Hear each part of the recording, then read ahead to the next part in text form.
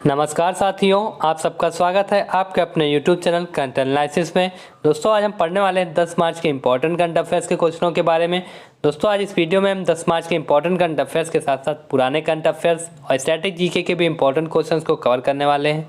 तो दोस्तों अगर आप किसी भी एग्जाम की तैयारी करते हैं तो यह वीडियो आप सभी के लिए काफ़ी ज़्यादा हेल्पफुल होने वाली। तो दोस्तों वीडियो को इन तक देखिएगा। अगर सेशन पसंद आए तो ज़्यादा से ज़्यादा लाइक कीजिएगा, ज़्यादा से ज़्यादा लोगों को शेयर कीजिएगा और हमारे यूट्यूब चैनल करंट एनालिसिस को भी सब्सक्राइब कर लीजिएगा और बेल आइकन को भी प्रेस कर लीजिएगा ताकि आने वाली हर एक वीडियो की अपडेट आपको मिलती रहे। तो चलिए शुरू करते हैं आज के इंपॉर्टेंट करंट अफेयर्स के क्वेश्चनों को।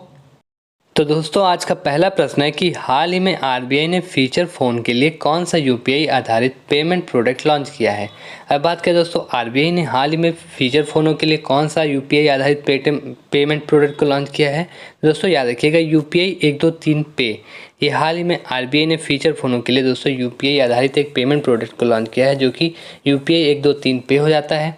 और दोस्तों इसमें इंपॉर्टेंट पॉइंटों की बात करें दोस्तों, भारतीय रिजर्व बैंक के द्वारा हाल ही में डिजिटल भुगतानों से संबंधित 2 पहलों को शुरू किया गया है, जिसमें से एक हो जाती है यूपीआई 123 जो कि फीचर फ़ोनों के यूपीआई भुगतान के लिए ये पहल शुरू की गई है।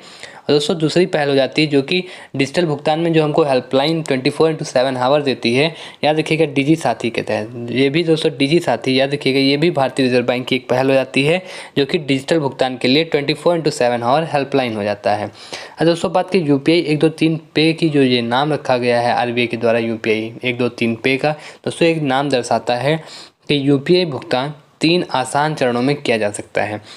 दोस्तों याद रखिएगा, ये इंपॉर्टेंट पॉइंट्स हो सकते हैं आपके एग्जाम में कि यूपीआई 123 पे जो नाम रखा है यूपीआई का वो क्या दर्शाता है। तो दोस्तों यूपीआई 123 का मतलब है, एक का मतलब कॉल, 2 का मतलब चुने और तीसरे का मतलब होता है भुगतान करें। तो दोस्तों ये 123 पे जो है इसका मतलब यही होता है, ये नाम दर्शाता है इसका। दोस्तों बात करें अब डिजी साथी की, तो डिजी साथी दोस्तों डिजिटल भुगतान के लिए 24/7 आवर हेल्पलाइन हो जाता है, बताया जैसा कि।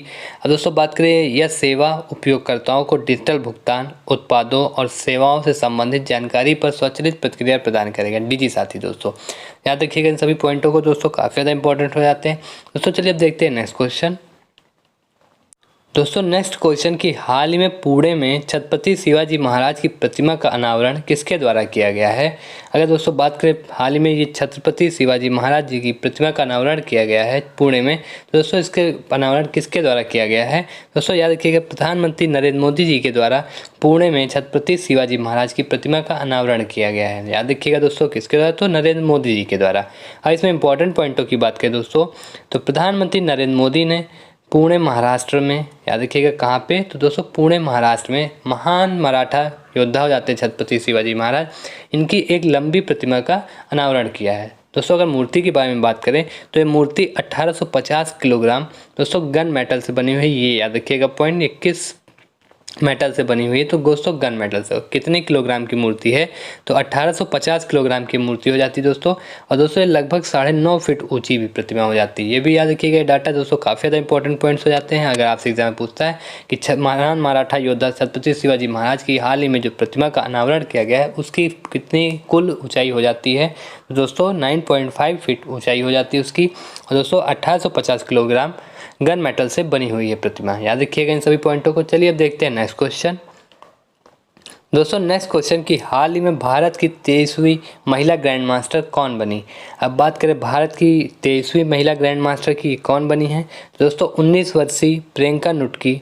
ये दोस्तों 19 वर्षीय प्रियंका नुटकी भारत की 23वीं महिला ग्रैंड मास्टर बनी है। चलिए अब देखते हैं नेक्स्ट क्वेश्चन। तो नेक्स्ट क्वेश्चन है कि हाल ही में कौन सा देश एफएटीएफ की ग्रे लिस्ट में शामिल हुआ। अब बात करें एफएटीएफ की ग्रे लिस्ट में कौन सा देश शामिल हुआ है, तो दोस्तों पाकिस्तान।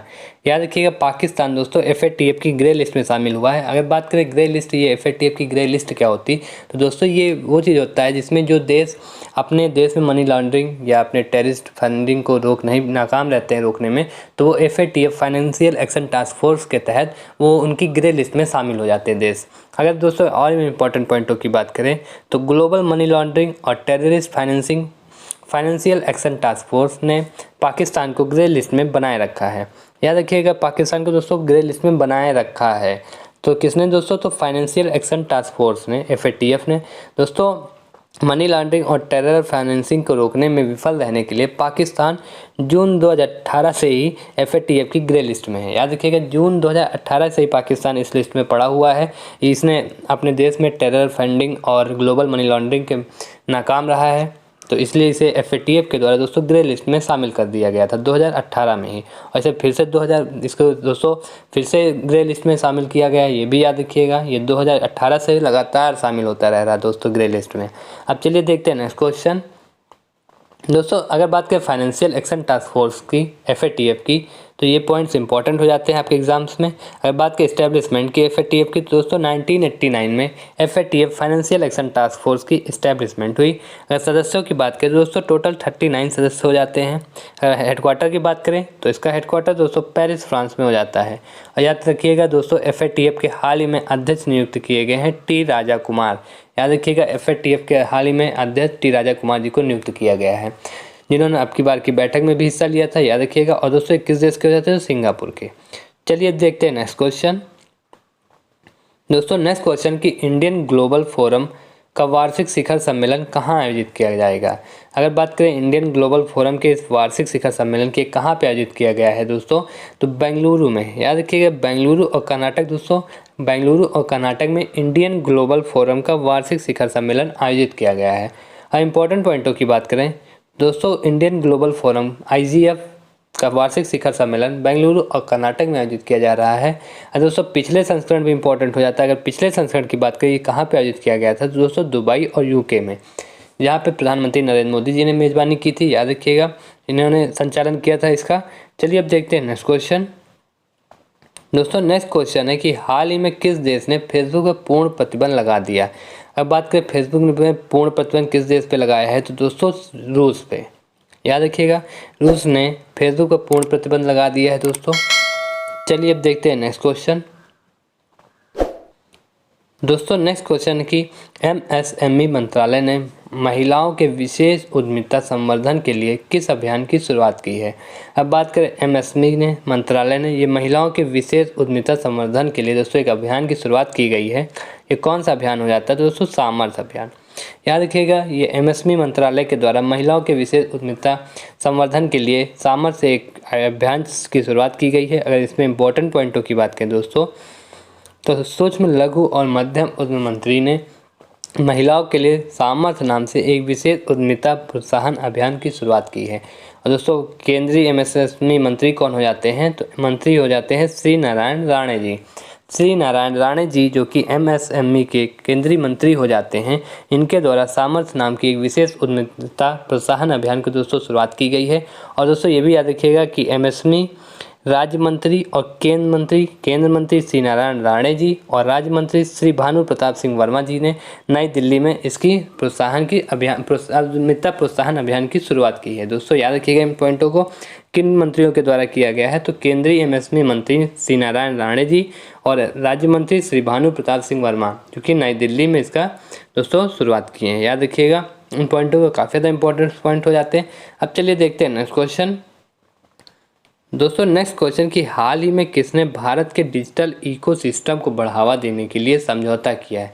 दोस्तों ये भारत के डिजिटल इकोसिस्टम को बढ़ावा देने के लिए किसने समझौता किया है, तो दोस्तों एक्सिस बैंक ने और भारती एयरटेल ने, इन दोनों संस्थाओं ने समझौता किया है दोस्तों भारत के डिजिटल इकोसिस्टम को बढ़ावा देने के लिए।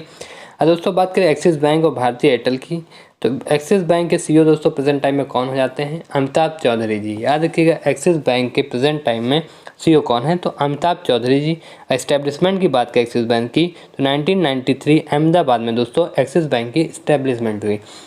अगर मुख्यालय की बात करें तो इसका मुख्यालय मुंबई में हो जाता है और CEO कौन है, तो अमिताभ चौधरी जी हो जाते हैं। अगर भारती एयरटेल की बात करें तो इसकी एस्टेब्लिशमेंट दोस्तों 7 जुलाई 1995 में।